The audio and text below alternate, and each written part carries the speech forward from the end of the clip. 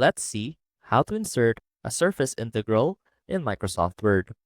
First off, we want to open Microsoft Word. And as you can see right here, we have our document ready.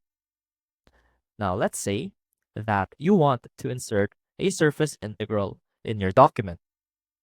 And so to do that, we have to click on the Insert tab.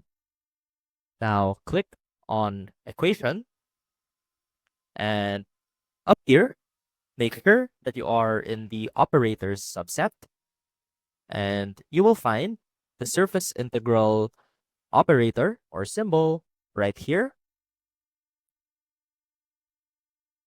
As you can see, that has been inserted into our document. Now, another way that you can do this, if you don't want to type it using an equation field, is by simply typing in this code, \OIINT, and click enter, and that will automatically transform into a surface integral symbol. Now, another way that you can use is by using the symbol method. Now, click on more symbols.